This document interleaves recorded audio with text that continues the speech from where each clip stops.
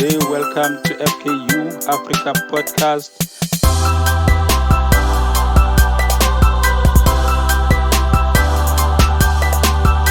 How can an African be a foreigner in an African country? To gain mentality, we need to let go of the influence of the West. Yo, all right. Welcome to FKU Africa Podcast. This is another great episode brought to you by the one and only host, Maneza F8. Yeah, that's me, babe. I hope you all enjoyed the previous episode. Um, by the look of things, it looks like we are getting the subscribers right. I hope you are part of those people that had subscribed.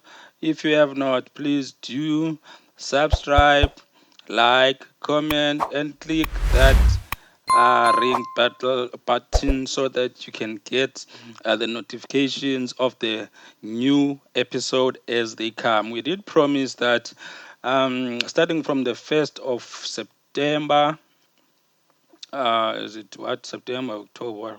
Where are we now? Yeah, starting from September, we we're gonna be bringing you 2 episodes per week.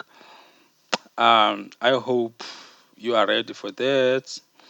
But as soon as we are not reaching at least 100 views per episode, we're not yet going to bring those 2 episodes. We need, for the next 2 or 3 episodes, we need to have at least 100 views per episode, so for us to get into doing 2 episodes per week. So now that is out of the line, let's get to the topic of today. So today we're gonna be talking about Facebook, WhatsApp, Twitter. We're gonna be talking about social networks, Pan Africans in social media. Pan Africanism has been a very bold and a strange organization throughout the years. It's been strong, had a vision, had a plan, had a motive, had all positive things to take Africa forward. But in the times now of internet, things have come to slow down a little. I'd say things have slowed down. There was some time where I've seen Pan Africans getting active, starting groups, planning, unity, all those kind of things, but nothing of those seems to be going anywhere. Anyway, I'm speaking from my own experience. If there is a group out there that is prospering, registered, doing something about what is going on in Africa, a really a concrete movement that is actually there, please hit me up and tell me about it. I'll talk about it. I'll try to join it. I'll try to affiliate myself with those. Okay, so let's talk about me first.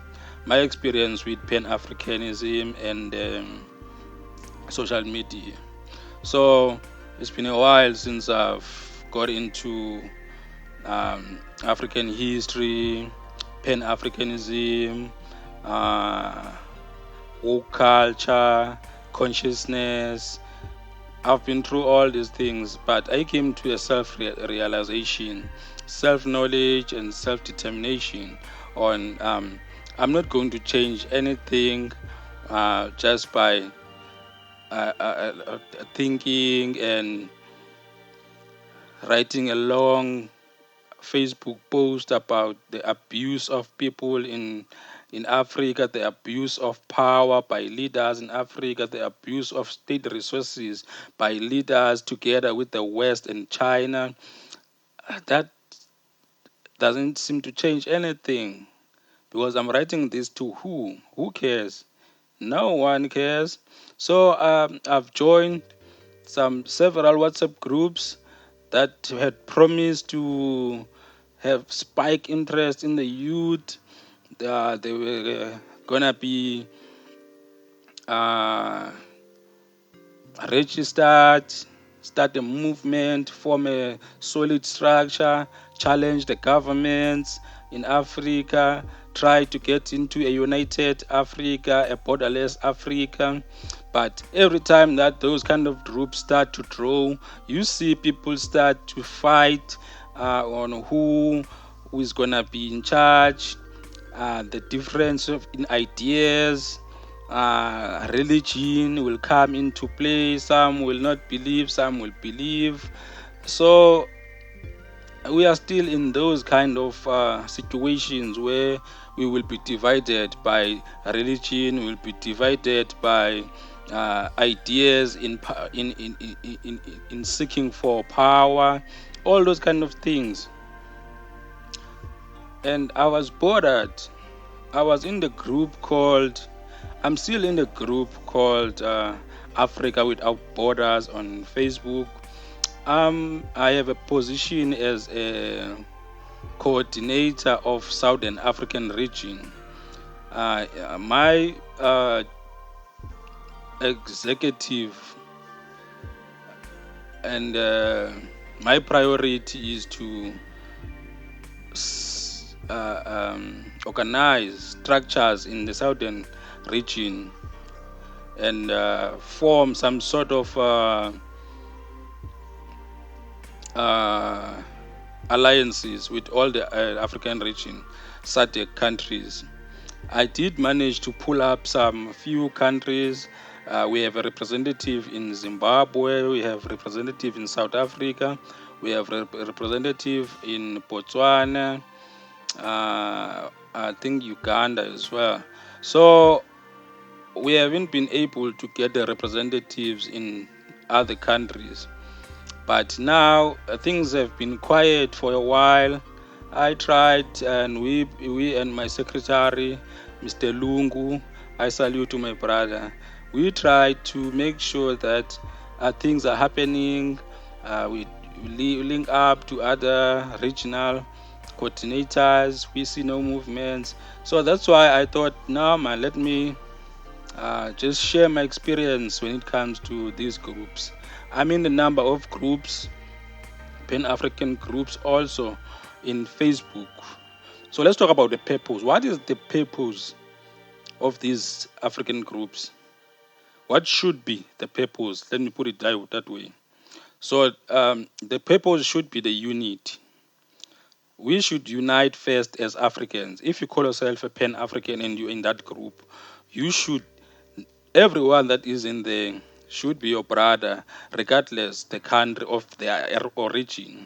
It's either they're coming from Djibouti, it's either they're coming from Somalia, it's either they're coming from Egypt, it's either they're coming from Morocco, Mali, Ghana, Zambia, Zimbabwe, wherever they're coming from, they should be your brothers. You should treat them as brothers. That should be the thing. That should be the main purpose of creating those groups on Facebook. The other thing is to build bridges with Africa and diaspora. Those kind of bridges that have been formed by the oppressors, we should build those bridges, those bridge, and try to get together, because we have now the power. Social media brought us the power to connect with an African brother wherever, regardless of the country of his or her origin. It's either is in England, it's either is in America, it's either is in Brazil. If you are an African and you are a Pan-African, we need now to build bridges. So also the other purpose was to share knowledge. When I'm talking about sharing knowledge, doesn't mean you just get a post from everyone that is talking about Africa and share it. You need to think critically. You need to come up with something that is got some taste of African identity, of building Africa. You need to think critically before you start to share something, because most of the things that are being shared are being repeated, and those things that are being shared are some kind of trolls trying to invoke hate, trying to invoke something between us as Africans, trying to divide us. We have seen posts where they will say Gaddafi or Kwame Nkrumah or Mandela was a sellout. He did this and this and this and this and that. So those posts, those are the kind of posts that are dividing Africans, because we don't have the same knowledge of our leaders as Africans. We don't understand the depth of the information of about their state of mind when they were in charge, their kind of pressure they were under, what they had to endure. We don't know those kind of things. So we get into a point where we no longer uh, talking unity, we no longer debating constructively, we just are bashing each other. That's where the problem starts in these groups. So, but the groups that I'm in charge of, with my brother Simpiwe Gasa, shout out my brother. We formed a Pan African Movement group, and that group is very carefully monitored, who we accept, what kind of post we approve, and if one of us approved something by mistake that doesn't seem right, we decide altogether to delete it. We have the number of admins by now. We are at over 10 admins. We accept a number of people per day. I think we are close to chasing 50,000 members now. But we're selective on accept. We don't accept anyone. We're rejecting a lot of people because we see a lot of trolls, and we block a huge number of people, because some of the people are there to troll. Some of them are there to spike fights among us, to spike conflicts among us. So we tend to identify those kind of trolls, those kind of culprits, and block them. The block list is close to 5,000 now, but we don't really care if if we are not sharing the same interest as we are. We block you. So there are a number of groups. There is a group called Pan African History.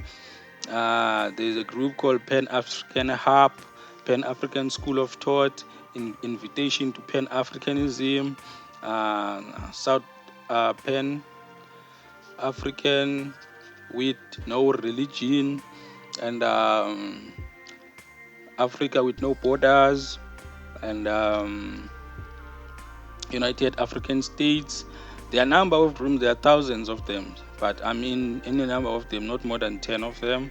I use those groups to share knowledge. I participate in and engage in conversations. I construct and criticize, and try to share lights with the young kids who are joining, try to tell them why this is not supposed to be shared and why this is wrong.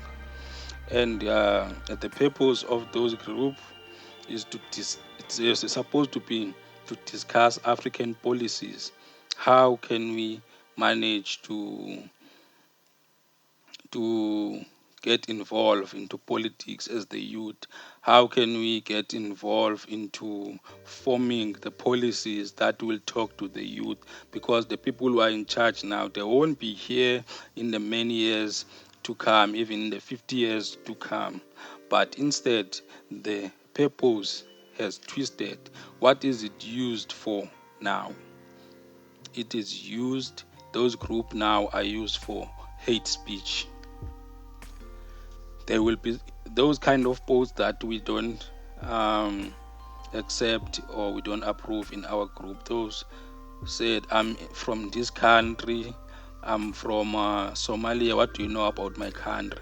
Then people will start with all the negative things. They will, and then people from Somalia will defend themselves. Then it will be a major war between those people on Facebook. We saw it happening in the Pan African history. We saw it happening in the Pan African Hub. It's been happening in all those kind of groups, and the other one would be why do South Africans hate Nigerians? Then it will start. They will start bashing each other, uh, talking all kind of nonsense, Carl, things, spiking the imaginary war between Nigeria and South Africa, where there's nothing like that. There's too much love between those kind of countries. Those are the countries that even in music, we as Africans, we share a lot of features with. We even in soccer, we have so many players from Nigeria playing here. What are you talking about? There's no hate at all. The only hate that we have as Africans, South Africans, or Africans at large about is the people who are criminals. We will never tolerate that in any kind of form. Wherever you come from, if you come from Zimbabwe, if you come from Somalia, if you come from Mali, Ghana, Malawi, and you are in South Africa, or even you are in Nigeria or you are in Egypt, if you are a criminal, you should be chased away, you should be prosecuted and be locked up. That doesn't apply to people who came to whatever country for pure and good intentions to work and feed their families because they saw better opportunities. We have a lot of those Nigerians here and a lot of those Ghanaians, Zimbabweans, Mozambicans, Somalians, even people from China, even people from Europe, even people from America. They are here working, doing good jobs. People from Nigeria, they are here working, doing good jobs. I'm working with some of the Nigerian guys. Shout out to Ayodeji from Nigeria. I'm working with that brother.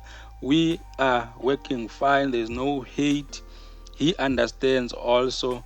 He hates those kind of Nigerians who are doing human trafficking, those kind of Nigerians who are selling drugs to our children, including the South Africans that they are working with, including the Zimbabweans that they are working with.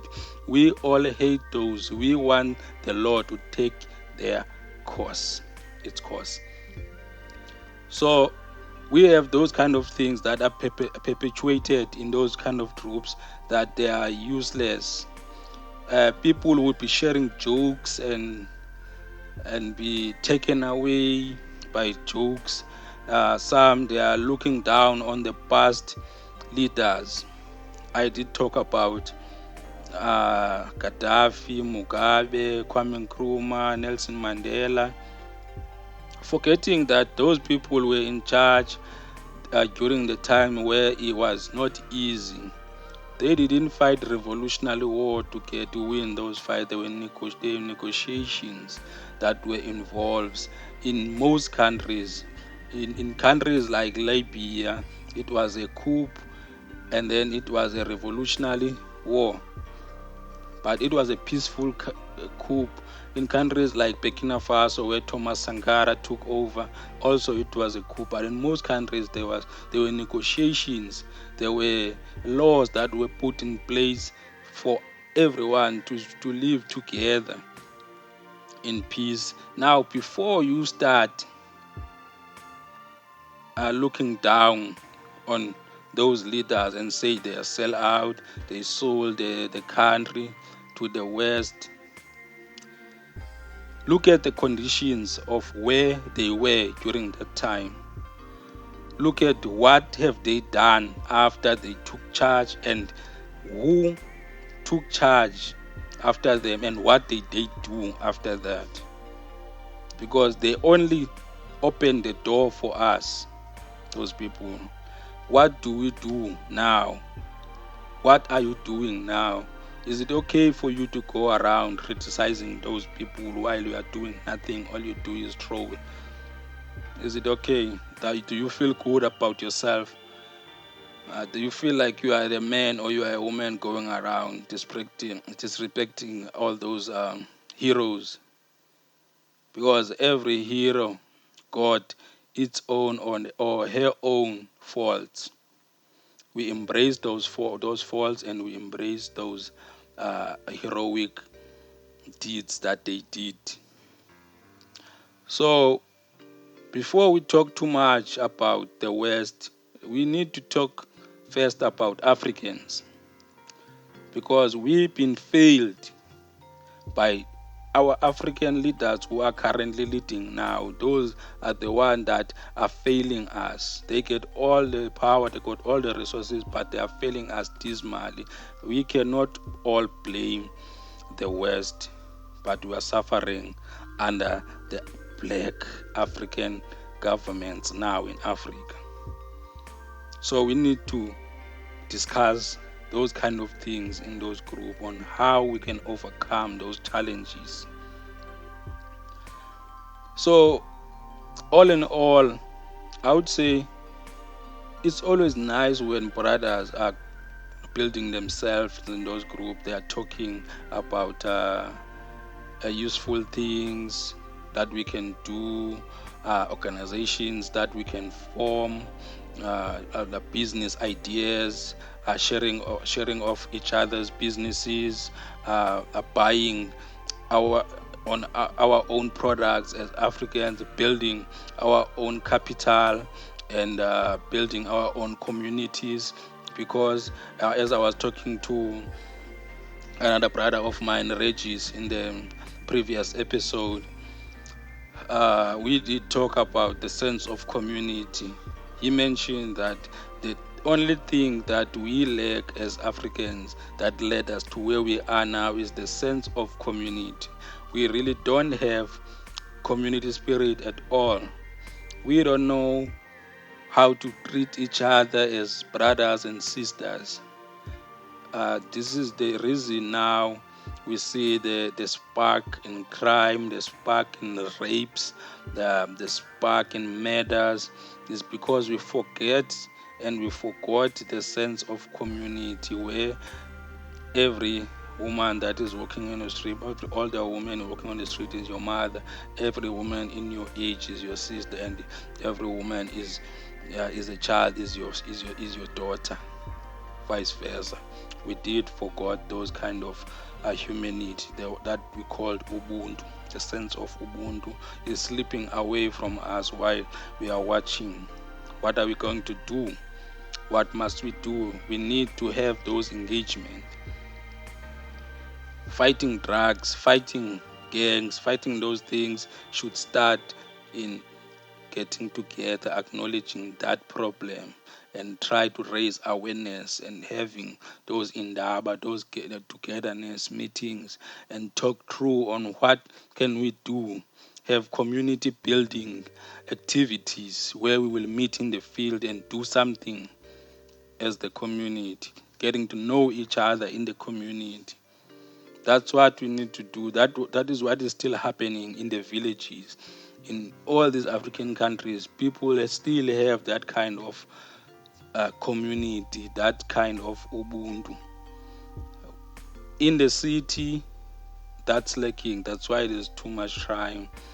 Kids do as they wish, walking around in front of old people, holding hands or kissing, or even having sex for what I see or what I know. People, kids of these days, they don't pay regards of whatsoever for old people.